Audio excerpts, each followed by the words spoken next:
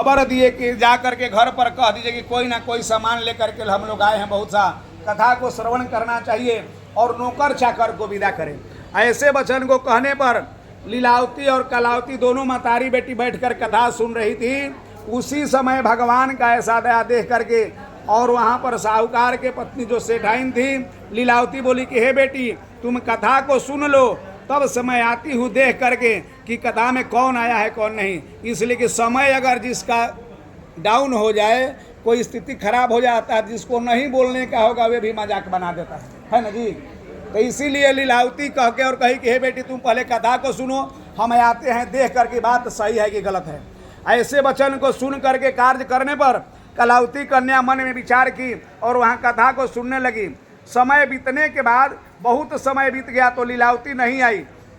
न आते हुए देख करके कलावती मन में श्रद्धा विश्वास से कार्य की, इच्छा प्राप्ति के लिए कार्य करने लगी, इच्छा शांति के लिए समर्थ करने के लिए ध्यान दी और कही कि अभिमान नहीं आई है, क्या बात हो गया, सो दिखना चाहिए। अपने माँ को देखने के लिए जब जाती है नदी के किनारे पर तो न माई दिखा दिया और न पिता दिखाई दे रहे, न पति दिखाई दे रहे हैं। ऐसे दशा को देख करके मन में विचलित होकर के ध्यान से मग्न होकर के और रोने भी लगने लगी कि अब किसके ऊपर हम करें श्रृंगार जो कि हमको देखने वाला नहीं है। ऐसे दशा को देख करके भक्त भगवान के कल्याण से कलावती कन्या मन में विचलित होकर के और आगे की ओर बढ़ करके ध्यान दी और कहने लगी कि जो भी कार्य के साथ होगा उन्हीं का ध्यान दिया जाएगा।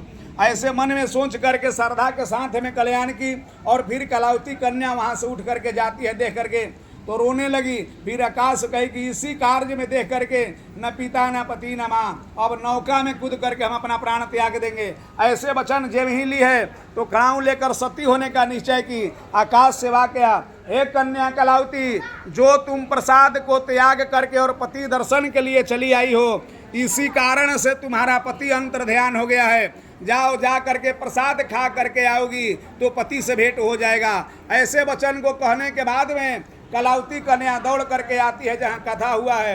यहाँ माथा टेकी, माथा टेक करके भगवान का कथा सुनी।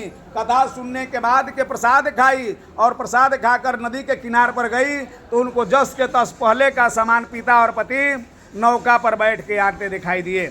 और फिर कह रही कि हे पिताश्री, हे स्वामी, पहले हम लोग भगवान का कथा सुनेंगे। न जाने कौन सा गलती हो रहा है कि बार बार हमारे घर में दुख तकलीफ हो रही, लाइफ चलता।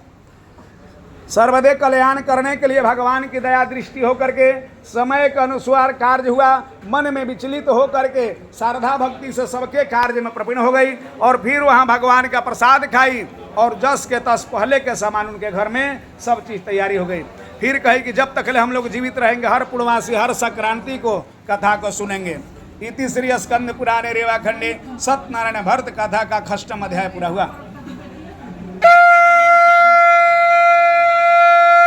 प्रेम से बोलिए सत्यनारायण स्वामी की, वृंदावन बिहारी लाल।